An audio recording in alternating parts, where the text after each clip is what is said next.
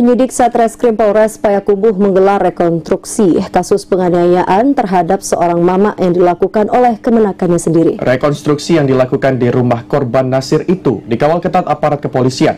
Tersangka Rahmat yang mengakibatkan korban meninggal dunia itu memperagakan 20 adegan.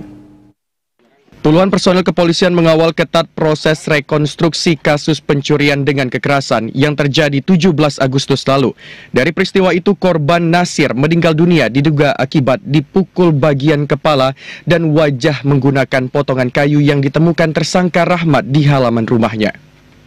Tersangka Rahmat yang didampingi penasehat hukumnya menjalani rekonstruksi diawali sehari sebelum kejadian di lokasi yang berjarak sekitar 30 meter dari rumah korban.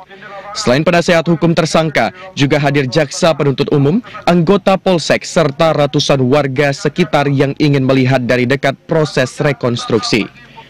Pada adegan pertama, tersangka Rahmat yang tinggal di Labuah Basilang, Kota Payakumbuh datang ke kampung halamannya.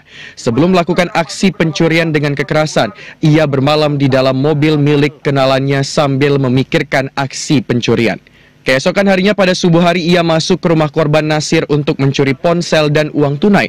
Saat masuk rumah itu ia membawa potongan kayu yang ditemukan di halaman rumah. Jadi dalam rangka rekonstruksi kita ada 17 adegan, kemudian di TKP kita nambah 3 adegan lagi. Tersangka didampingi penasihat hukumnya dan dihadirkan oleh jaksa dan dari pengadilan negeri. Dalam 20 adegan tidak ada sanggahan dari si tersangka ataupun pihak lain. Diduga karena aksi pencurian yang dilakukan diketahui oleh korban Nasir yang tinggal seorang diri. Tersangka Rahmat kalut dan memukul korban menggunakan potongan kayu yang dibawa. Setelah berhasil membawa kabur barang milik korban, tersangka Rahmat keluar rumah dan membuang potongan kayu. Ia selanjutnya menuju jalan raya dan menompang kepada warga yang lewat untuk selanjutnya menuju Kota Padang. Aksi pencurian dengan kekerasan itu akhirnya terungkap dan tersangka berhasil ditangkap di Kota Padang. Sementara penasihat hukum tersangka Rahmat mengatakan bahwa seluruh adegan yang diperankan oleh kliennya telah sesuai dengan fakta sebenarnya. Kliennya tidak melakukan bantahan dan melaksanakan seluruh adegan. Yang dilakukan oleh dari terduga tadi itu, klien kita ini memang apa yang dia lakukan pada waktu melakukan eksekusi terhadap korban.